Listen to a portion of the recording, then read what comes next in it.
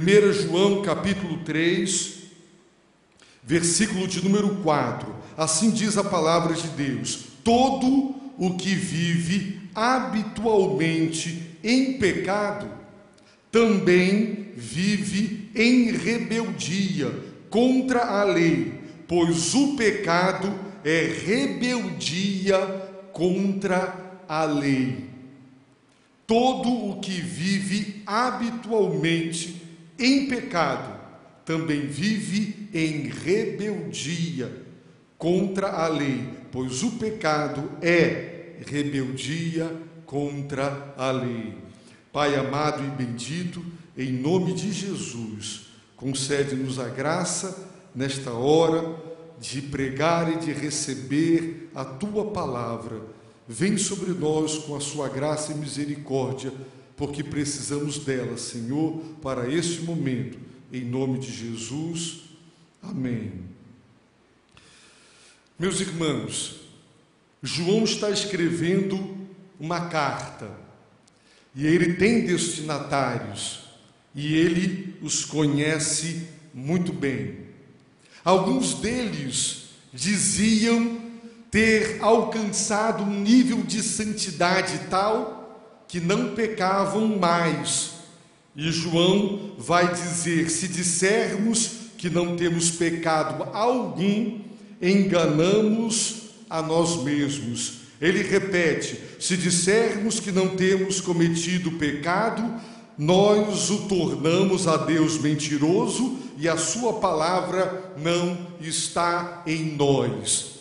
Na história da igreja e ainda dos nossos dias, existem grupos de cristãos que defendem a chamada santidade plena, terem ido a um encontro, a um retiro, onde foram visitados e desde então alcançaram um nível de santidade e não vivem mais no pecado. E João está refutando qualquer possibilidade de que mesmo o santo mais consagrado não cometa pecado sobre a face da terra.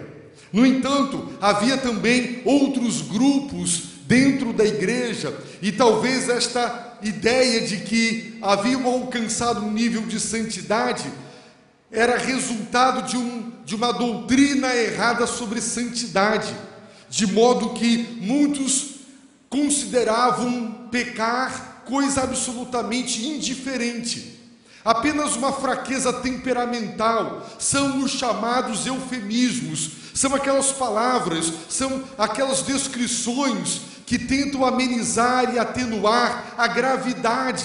Então dizemos fraquezas temperamentais, deslizes inocentes sem grandes consequências. E assim, nós estamos sempre encontrando palavras para tentar amenizar a gravidade do pecado na nossa vida. E João está escrevendo para combater todos esses conceitos equivocados de santidade e outros que querem diminuir a importância do pecado. O pecado é importante, sim, porque ele é grave. Ele é ofensa, ele é insulto contra Deus. E aqueles que querem dividir a vida em áreas estanques, em áreas independentes. Domingo é a minha vida religiosa, isso não tem nada a ver com o meu caráter, com os meus negócios, com a minha vida familiar. E tentam separar as coisas, desvinculando, divorciando o que Deus uniu, como quem diz: a minha conduta não afeta a minha fé não envolve a minha conduta, são coisas independentes. E João, na sua carta, ele vai provando por A mais B, porque ele está sob a direção do Espírito de Deus, que a vida cristã é um todo integrado. O que eu sou aqui e fora daqui tem tudo a ver com Deus, e Deus tem tudo a ver com toda a minha vida, com todas as minhas áreas, as minhas influências, os meus relacionamentos, no meu trabalho, os meus princípios e os meus valores. João já nos apresentou, meus irmãos, a grande bênção de Deus de nós sermos seus filhos, e não há bênção mais elevada do que imaginar que Deus nos gerou. Todos os que estamos aqui fomos gerados pelos nossos pais muitos de nós temos filhos e nós os geramos, e quando nós geramos pessoas, nós compartilhamos com elas não só a nossa natureza humana, mas a vida humana. E se Deus nos gerou, nos fez nascer de novo, Ele compartilhou conosco a sua natureza divina e a sua vida divina, a vida eterna.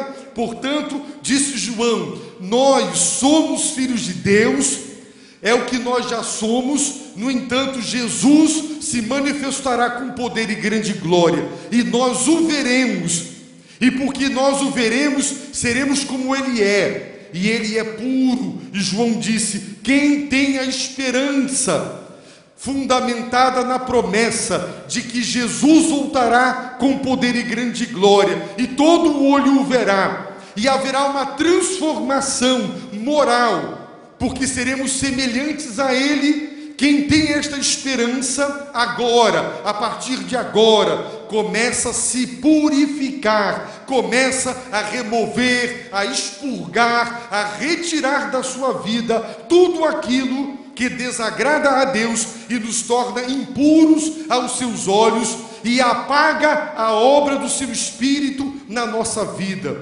Ele é puro, um dia nós seremos como Ele é, absolutamente puros, mas enquanto esta obra derradeira, que erradicará de nós toda impureza e todo o mal, e toda inclinação para o mal, enquanto esta obra final não ocorre, o nosso dever como cristãos é participar ativamente deste processo de autopurificação.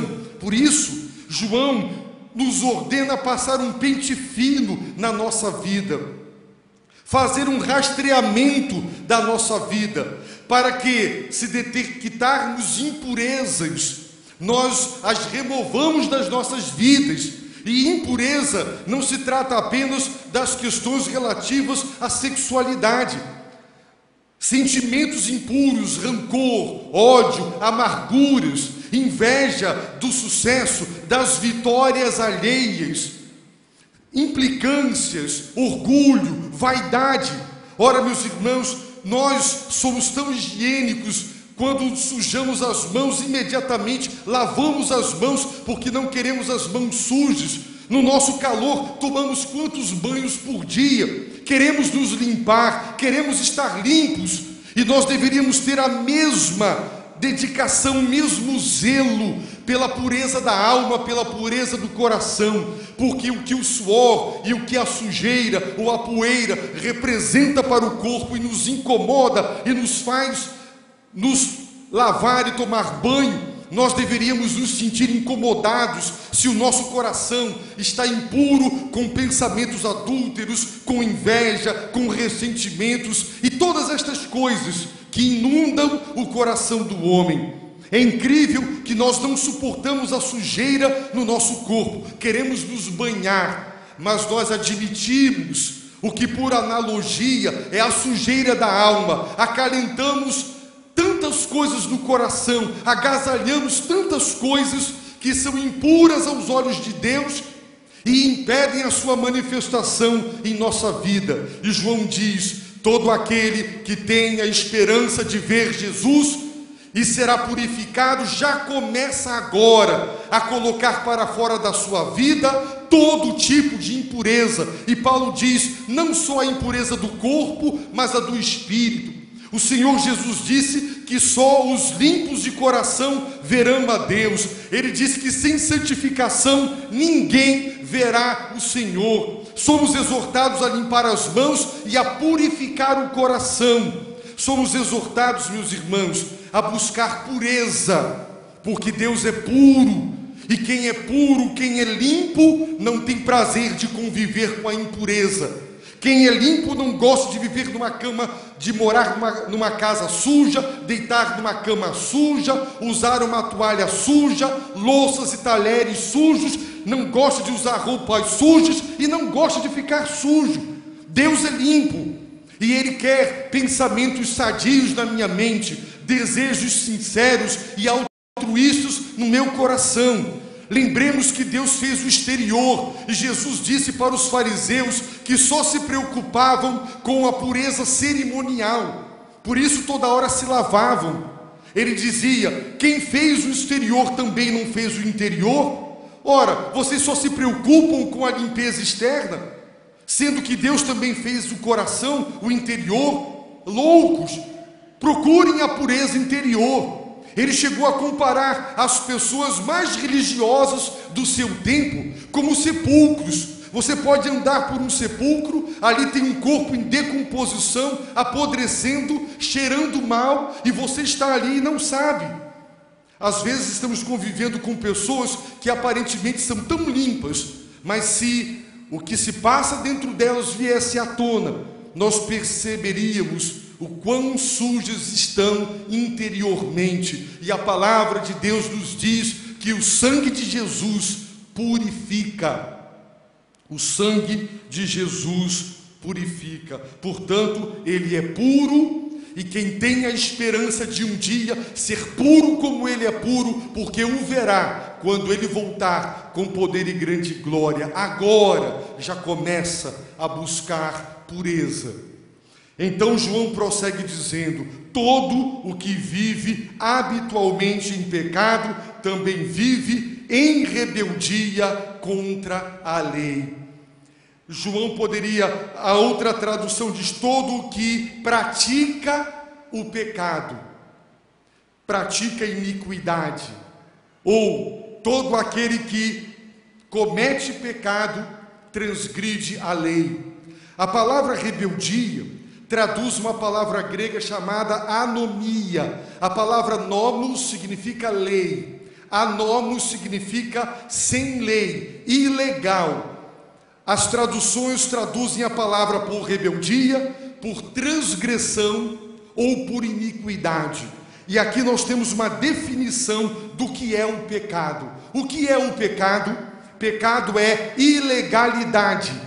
Isso é o pecado, é anomia, sem lei. Qual lei? A lei de Deus, os 10 mandamentos, codificados por Deus para nós e sintetizados no amor a Deus acima de tudo e de todos, e ao próximo como a nós mesmos. Quando alguém diz: você está ilegal, isso significa o quê? Um indivíduo está em um país, ele entrou como turista, acabou o tempo dele, o visto de turista, e ele continua contra a lei, a despeito da lei, a revelia da lei, em desrespeito frontal à lei daquele país, ele permanece lá. Isso se chama ilegalidade. Muitos não querem casar, muitos não querem ter um compromisso legal, formal, ficam na ilegalidade, apenas se juntam. Outros estão com a documentação do seu carro fora do padrão, estão ilegais, estão contra a lei, estão desrespeitando a lei. E a Bíblia está dizendo: pecado é isso, pecado é ilegalidade, e quem vive habitualmente em pecado, a palavra pecado aqui traduz a palavra amártia, que significa literalmente errar o alvo. Todos já vimos um alvo, e sabemos que eles têm círculos concêntricos, até que bem no meio tem uma bola, e quando aquela bola central pequena é acertada, atingida, dizemos: acertou na mosca, pegou no centro do alvo. O alvo é a vontade de Deus, o alvo é a soberana vontade de Deus, e como nós a conhecemos? Através dos seus mandamentos. Os mandamentos de Deus revelam a vontade de Deus. A vontade de Deus revela a natureza de Deus. Por isso, pecado é errar o alvo, é deixar de atingir o alvo determinado por Deus para nós. E João está dizendo que amártia, pecado, errar o alvo, é sinônimo de anomia, ilegalidade. Então, pecado é errar o alvo, e quem sempre erra o alvo está ilegal diante de Deus. Por quê? Porque não guarda os seus mandamentos. Agora, meus irmãos, por que a nossa tradução diz ou traduz a palavra ilegal por rebeldia? Porque ela quer mostrar que pecado é muito mais do que fazer uma coisa errada, como transgredir o mandamento de Deus. Ela quer mostrar a raiz da desobediência, ou seja, trata-se de uma revolta, uma hostilidade, uma rebeldia para com o ser de Deus. E porque eu o rejeito, eu sou hostil, eu não quero Deus, eu também não aceito a lei de Deus. Quando nós rejeitamos os mandamentos de Deus, a lei moral de Deus, nós estamos rejeitando o legislador, aquele que promulgou esta lei. Os 10 mandamentos são produtos de Deus. Deus baixou essa lei para que nós vivêssemos de acordo com ela. Paulo diz que estes 10 mandamentos que foram gravados em tábuas de pedra e hoje encontram-se nas páginas das Escrituras, Deus os escreveu na tábua do coração. O homem é um ser moral. Deus gravou a sua lei na natureza humana. É por isso que, se você encontrar uma tribo indígena que nunca tenha tido contato com a civilização humana, ou chamada os homens civilizados, nós encontraremos conceitos de certo e de errado, de justiça, ali dentro, leis morais que vão reger como as pessoas devem se comportar dentro daquela tribo.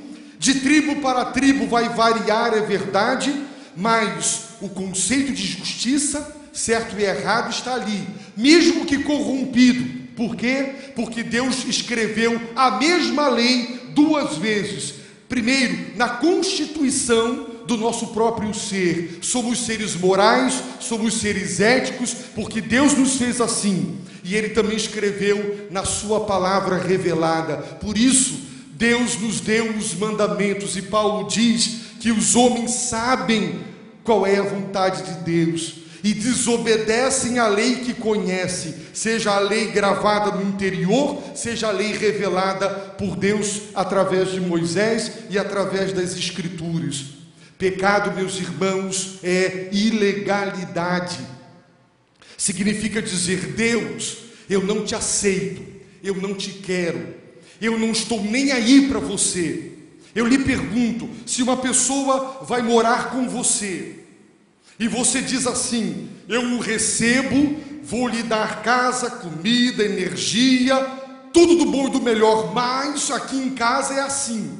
E então você coloca algumas regras, você estipula, você diz como são os costumes. E aquela pessoa entra e ela faz tudo ao contrário. Sabe o que significa isso? Ela não está nem aí para você. Ela não se importa com você. Por isso que você quer não faz para ela nenhum sentido. Ela não se importa. Quando nós desprezamos os mandamentos morais de Deus, os 10 mandamentos, nós estamos dizendo: Deus, nós o rejeitamos, nós não o queremos. Quando Davi, queridos irmãos, pecou, adulterou, e através da espada dos amonitas, ele matou o esposo da mulher com quem ele caiu em pecado, ele foi confrontado com a sabedoria e a autoridade do profeta Natã. E Deus, por intermédio do profeta, disse: eu te dei isso, eu te dei aquilo, e eu te dei, e eu te dei, e eu te daria muito mais se você quisesse. Por quê? Deus pergunta por intermédio do profeta: desprezastes a minha palavra, por quê? E no versículo seguinte Deus diz: por que me desprezaste? Os irmãos observaram? Deus está dizendo: você desprezou os meus mandamentos, porque no fundo você me desprezou. Ora, nós não somos servos de regras, nós não somos servos de normas, nós não somos servos escravos de regrinhas, de instituição religiosa. Nós somos servos de Deus. Como servos de Deus, nós queremos conhecer a vontade deste Deus maravilhoso, e Ele a revelou quando promulgou os seus mandamentos. Quem conhece os mandamentos de Deus, conhece a vontade de Deus. Quem conhece a vontade de Deus, conhece a natureza de Deus, porque Deus e a sua lei estão ligados, porque a lei moral revela e expressa tanto o querer quanto o ser de Deus. Por isso, quem despreza os 10 mandamentos, despreza o seu legislador. É preciso entender isso. Ele a promulgou para o nosso bem. Ele é o Senhor. E João está dizendo, quem vive habitualmente. O verbo está no tempo presente, que poderia ser traduzido todo o que pratica ou todo o que comete pecado, mas a nossa tradução prefere traduzir como viver habitualmente. Por quê? Porque João já disse que todos pecamos. Não há ninguém que não peque, mas tem gente que vive na prática do pecado. É aquele que vive habitualmente desobedecendo os santos mandamentos de Deus. E ele está dizendo, todo o que vive habitualmente, aquele que pratica o pecado, ou seja, erra o alvo toda hora, todo o tempo, também é ilegal, porque errar o alvo, pecado, é ilegalidade, ou seja, é rejeição da lei de Deus. Imagine que você vai dirigir o seu carro no trânsito de Manaus, desprezando as leis do trânsito desta cidade, e as autoridades vão pegar você e vão dizer, não foram somente regras do trânsito que você desrespeitou as autoridades que, constituídas, promulgaram esta lei para o bem social, para evitar mortes e acidentes. Por isso, lembre-se, quando você questiona um mandamento de Deus, quando nós violamos um mandamento de Deus, nós estamos desonrando o próprio Deus. Paulo é claro ao dizer em seu 2º capítulo de Romanos, que nós desonramos a Deus quando transgredimos a sua lei moral. Pecar não é apenas quebrar uma regra, pura e simplesmente. Pecado é desonrar, é desrespeitar, é desprezar a Deus. E porque eu o desprezo, eu desrespeito, eu não o levo em conta, eu quebro suas orientações, eu desobedeço suas direções, eu me insubordino. Por isso, o tradutor preferiu, ao invés de literalmente dizer pecado é ilegalidade, ele diz é rebeldia, porque na raiz da desobediência está a rebeldia, um coração hostil para com Deus. É como se eu obedecesse a uma determinada lei por medo de ser punido, mas eu diria interiormente, eu não obedeço essa lei, eu a rejeito. É uma rebeldia, é quando obedecemos pelo medo da punição, mas interiormente o nosso coração diz, eu odeio essa regra, não posso dirigir falando ao celular, eu odeio essa lei, não posso dirigir sem cinto de segurança, eu detesto essa lei, eu não posso andar acima de 120, eu detesto essa lei. Tem gente que odeia as regras, mas só obedece porque tem medo das punições, mas interiormente a rebeldia está ali, a rejeição.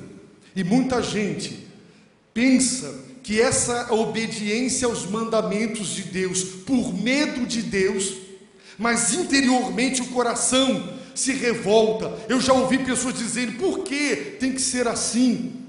Irmãos, Freud foi um dos homens que mais influenciou o Ocidente nos últimos séculos. E ele responsabiliza a moral cristã por todos os traumas psicológicos que há na vida das pessoas, as chamadas neuroses. Ele diz que esse id, esses impulsos do coração quando eles são freados drasticamente por um superego que é a moral, são os mandamentos, então o indivíduo é reprimido e aquilo ali vai gerando neuroses, e ele diz: a moral cristã deixou a sociedade neurotizada, porque quando não se ama a lei e se obedece a contragosto, uma lei que não se ama é horrível. É como um soldado que recebe uma ordem de um sargento e ele cumpre com raiva, com ódio, mas ele cumpre porque ele é militar e é um dever. E nós não deveríamos ter para com os mandamentos de Deus, para com as ordens de Deus, essa ira, essa raiva, esta hostilidade. Deus, quando nos deu os seus mandamentos, não queria cercear a nossa vida, não queria estragar a nossa vida, não queria nos impedir de ser felizes. Pelo contrário, os mandamentos de Deus nos poupam, nos livram de sofrer e de fazer os outros sofrer. Imaginem uma sociedade cuja constituição fossem os 10 mandamentos e todas as demais leis fossem desdobramentos e aplicações dos 10 mandamentos. Como seria uma sociedade justa? Estas desigualdades, as injustiças, elas não existiriam. Por quê? Porque os 10 mandamentos é a pura sabedoria dos altos céus para você e para mim. Por isso João está dizendo: quem vive habitualmente errando o alvo, vive habitualmente na rebeldia ou na ilegalidade.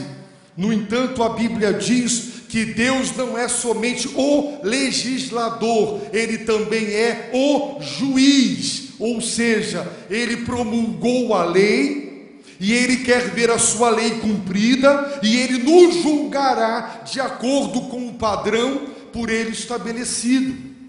O cumprimento da lei não nos salva. Por quê? Porque a lei moral de Deus exige plena e perfeita obediência. E quem consegue, para ser salvo, obedecer os 10 mandamentos? Quem consegue? Quando Jesus, no Sermão do Monte, fez um sermão expositivo, lembrem-se, o Sermão do Monte é um sermão expositivo dos 10 mandamentos.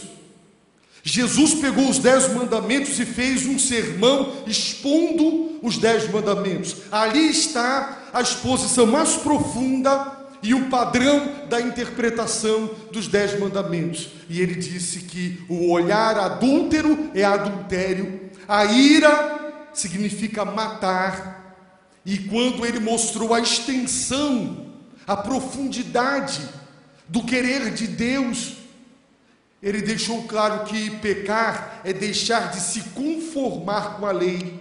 Mas essa lei não quer legislar sobre o meu corpo ou somente sobre as minhas atitudes, mas também o meu coração. Pecado é ilegalidade, é deixar de ser como Deus, porque a lei revela a vontade e a natureza de Deus. Portanto, quem obedece plena e perfeitamente à lei de Deus é como Deus. E quem consegue ser como Ele? A Bíblia promete a salvação pelas obras.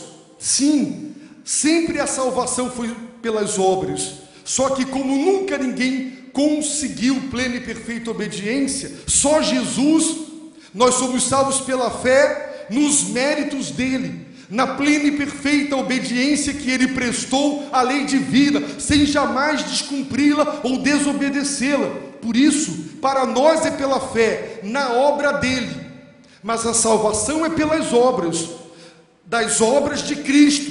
Para mim é pela fé, porque eu não as pratiquei, mas Ele as praticou, e se eu creio nele, Ele compartilha amorosamente comigo o mérito da sua obediência. Por isso, com base na justiça de Cristo, que é a sua plena e perfeita obediência, que nos é concedida como dom dos altos céus, Deus nos salva pela obra do seu Filho, porque nós não conseguimos. Portanto, meus irmãos, se conseguíssemos obedecer plena e perfeitamente à lei moral divina, teríamos mérito para que Deus nos salvasse. Como não conseguimos, temos que confiar em Jesus, o Deus homem, porque ele conseguiu, ele obedeceu perfeitamente à lei moral do seu Pai, do Criador dos céus e da terra.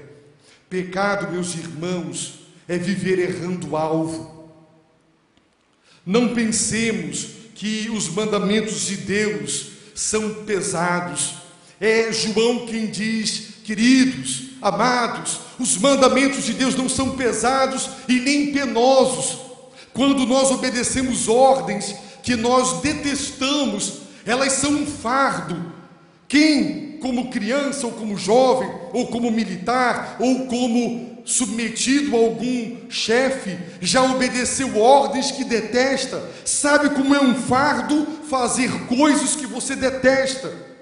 Mas nós não consideramos os mandamentos de Deus pesados e penosos, porque quem ama a Deus, ama a sua vontade. Quem ama a sua vontade, ama a sua lei.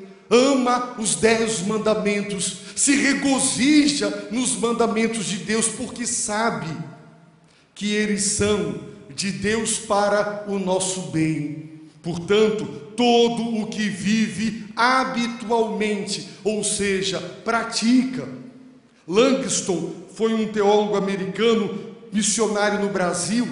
Ele fala algo interessante quando ele diz que o crente convertido e que ama a Deus é pecador, mas aquele que não ama a Deus e não é consagrado é pecadeiro. E ele acrescentou esse sufixo eiro, porque ele descreve uma prática. Padeiro é aquele que vive fazendo pão. Pedreiro, todo o sufixo eiro indica uma prática, uma profissão.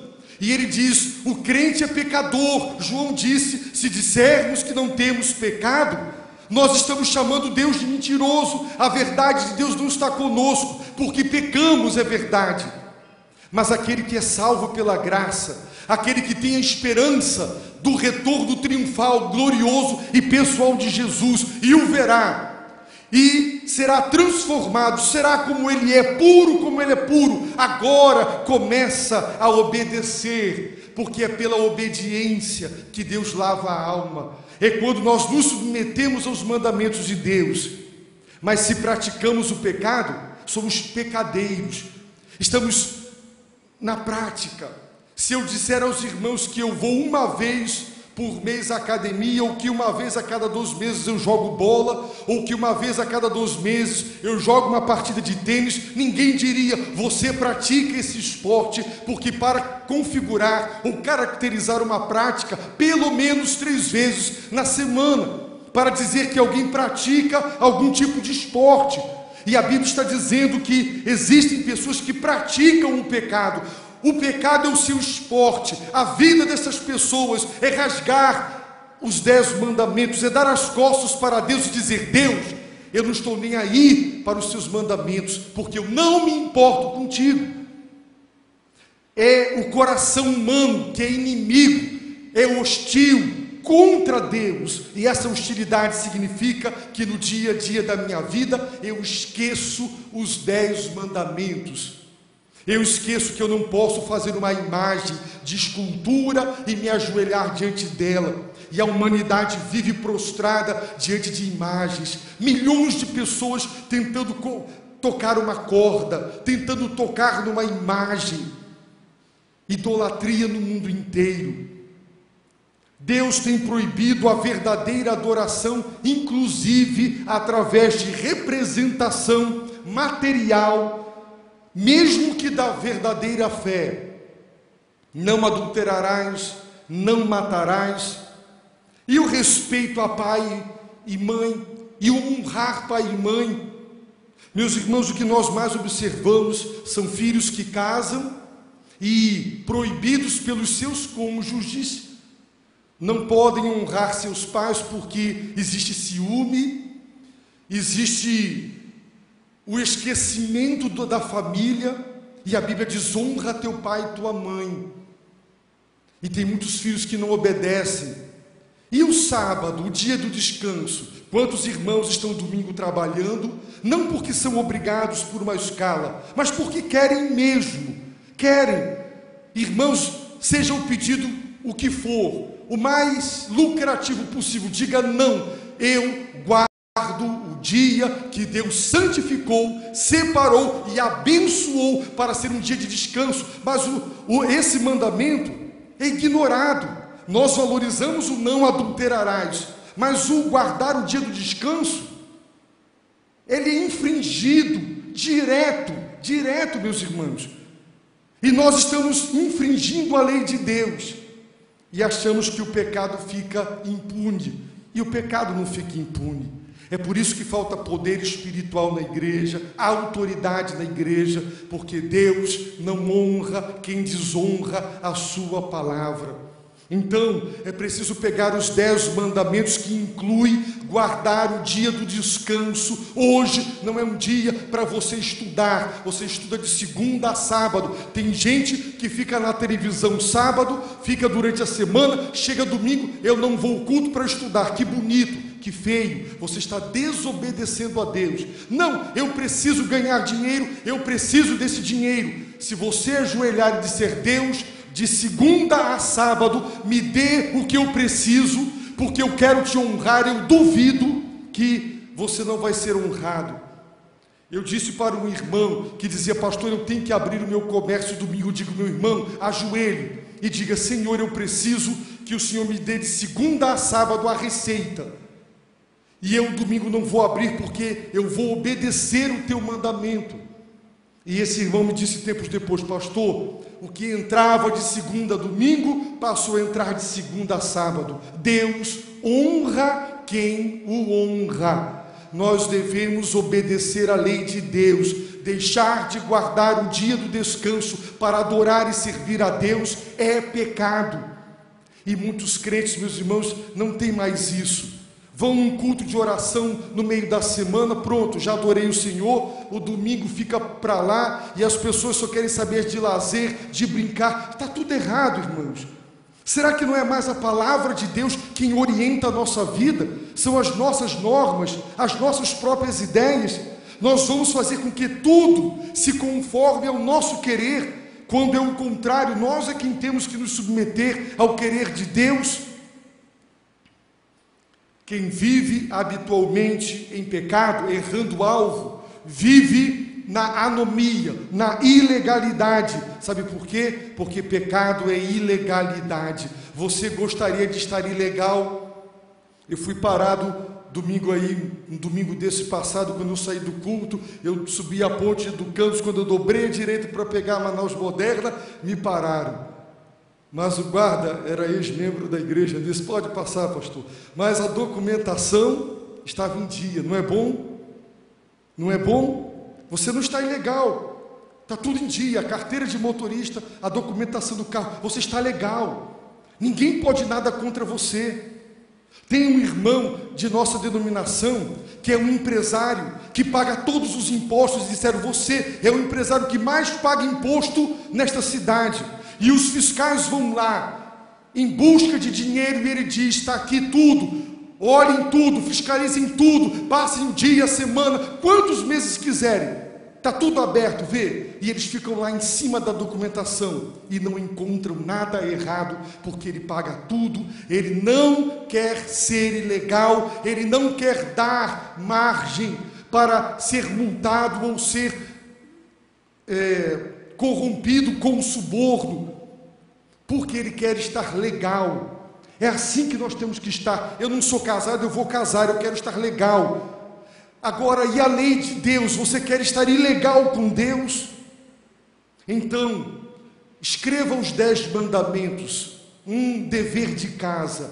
Vá em Êxodo, vá em Deuteronômio e escreva os 10 mandamentos.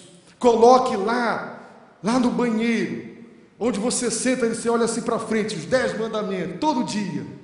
Tem gente que leva jornal, vá para lá, 10 mandamentos, lê. Põe na tela da televisão os 10 mandamentos. Quando você for ligar a televisão, os 10 mandamentos. Na tela do computador, ponha no painel do seu carro os 10 mandamentos, a lei moral de Deus. O Espírito Santo nos foi dado para nos santificar, o poder para obedecer vem dele. Nenhum de nós será salvo porque conseguiu obedecer, mas os que foram salvos pela fé na obediência de Cristo, com o poder do Espírito Santo, obedecerão aos mandamentos de Deus, buscando a pureza da atitude, do comportamento e a pureza do coração, porque essa é a pureza que Deus quer ver em cada um de nós. Por isso, meus irmãos, vamos valorizar a lei moral de Deus, ela é para nós. Lembremos, meus irmãos, de Jesus. Ouçam, para terminar, o que o Senhor Jesus disse 2 vezes, observem bem.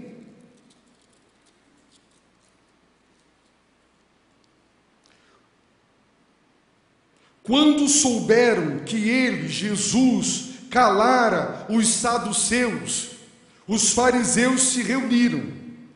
Um deles, doutor da lei, não foi qualquer um, era um doutor da lei, interrogou Jesus para colocá-lo à prova, perguntando: mestre, qual é o maior mandamento da lei? Jesus lhe respondeu: amarás o Senhor teu Deus de todo o teu coração, de toda a tua alma e de todo o teu entendimento. Este é o maior mandamento e o primeiro mandamento. O segundo, semelhante a este, é: amarás o teu próximo como a ti mesmo. Toda a lei e os profetas dependem desses 2 mandamentos. Os 4 primeiros mandamentos dos 10 referem-se ao primeiro mandamento, amar a Deus.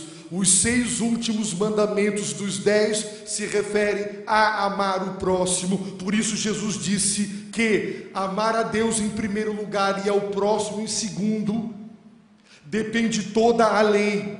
Os irmãos observem uma outra palavra do Senhor Jesus. Então se levantou certo doutor da lei, também para colocá-lo à prova, e disse: mestre, que devo fazer para ter a vida eterna? Jesus lhe perguntou: o que está escrito na lei? Era a base de Jesus, e ele pergunta: como leis? Como é que você entende o que você lê? Ele respondeu, agora foi o doutor da lei. Lá o doutor da lei o pergunta e ele cita a lei. Agora ele pergunta e o doutor da lei responde: amarás o Senhor teu Deus de todo o coração, com toda a alma, com todas as forças e com todo o teu entendimento, e ao próximo como a ti mesmo. E Jesus disse: respondestes bem, faze isso e viverás. A salvação é pelas obras. Faze isso, obedece, e você vai viver. Quem é que consegue amar a Deus desse modo? Irmãos, nem os anjos, nem os santos já glorificados conseguem prestar obediência mais elevada do que isso. Não há nada mais elevado moralmente, não há mandamento mais exigente da parte de Deus do que esse. E ele diz a nós, como disse ao seu povo no passado: ouçam o que o Senhor Deus diz. Ouve, ó Israel, e tem cuidado. Ouve, ó Israel, o Senhor nosso Deus é o único Senhor. Amarás o Senhor teu Deus de todo o teu coração, de toda a tua alma e com todas as tuas forças. Não há mandamento maior, mais elevado e mais exigente do que esse. Não há. Quem conseguir isso será salvo pelo mérito.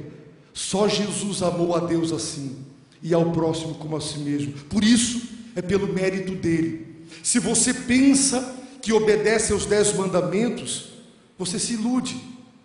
Você quer ser salvo? Você quer entrar no céu? Obedeça aos 10 mandamentos. Quem consegue aqui obedecer os 10 mandamentos sem nunca desobedecer quem? Eu começo pelos homens. Qual de nós aqui nunca olhou com o olhar adúltero e não cobiçou no coração? Será que tem algum homem que se atreve a levantar a mão aqui e dizer: eu nunca cobicei com o olhar?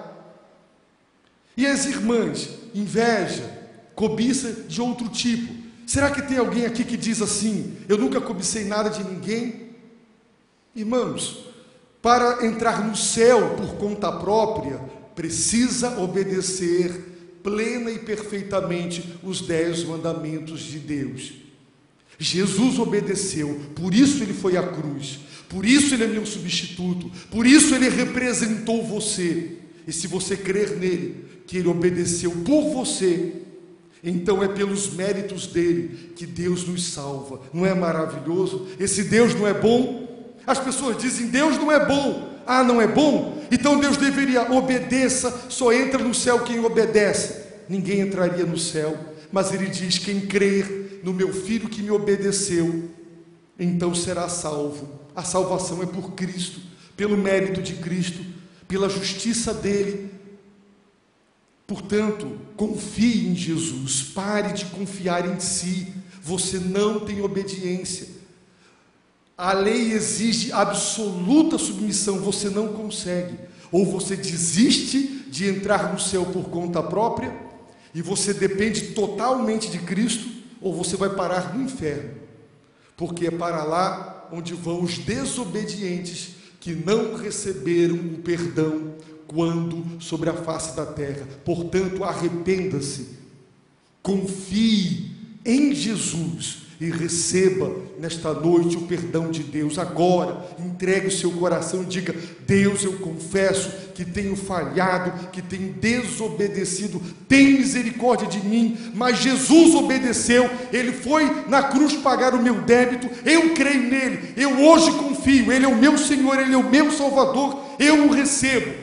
Pai, me aceita por intermédio do teu Filho. Peça a Deus misericórdia. E nós, aqueles que já se dizem alcançados pela graça, lembrem-se: a obediência não salva, mas os salvos obedecem. Nós não estamos mais debaixo da lei, ou seja, tentando nos salvar através da nossa obediência à lei. Nós estamos debaixo da graça, confiando na salvação por essa graça que nos cobre, a graça de Deus. Mas o fato de não estarmos mais debaixo da lei é como meio de salvação. Mas os que estão debaixo da graça não estão sem a lei de Cristo. A lei moral está de pé e é para ser obedecida por cada um de nós. Então, leia a palavra de Deus e seja ricamente abençoada por ela, porque Deus, meus irmãos, é maravilhoso. Termino dizendo: então Deus falou todas estas palavras: eu sou o Senhor teu Deus, que te tirou da terra do Egito, da casa da escravidão. Não terás outros deuses diante de mim. Número 1, não farás para ti imagem esculpida. Segundo mandamento, não tomarás o nome do Senhor teu Deus em vão. Lembra-te do dia do sábado para o santificar. Sábado significa descanso. Lembra-te do descanso. 7 dias, 1 para descanso e 6 para trabalhar. Honra teu pai e tua mãe. Não matarás, não adulterarás, não furtarás, não dirás falso testemunho, não cobiçarás a casa do teu próximo, a mulher do teu próximo, o servo do teu próximo, a serva, nem o boi, nem o jumento, e nem o carro, e nem a casa, e nem a lancha, nada. Não cobice nada que é do outro, é do outro, é do outro, não é seu. Não cobiçar os 10 mandamentos. Quem obedecer será ricamente abençoado. Abaixe a sua cabeça, feche os seus olhos, ore, agradeça, peça misericórdia. assuma o compromisso de obedecer aos 10 mandamentos. Sim, se você já é salvo, obedeça. Você ainda não tem certeza de salvação, então não diga eu vou obedecer para ganhar salvação. Diga: Deus, Jesus obedeceu, Ele ganhou salvação, agora misericordiosamente me dá, me presenteia, eu me arrependo, eu confesso, eu recebo, tem misericórdia de mim. Ore, faça essa oração, busque a Deus de todo o seu coração nesta noite.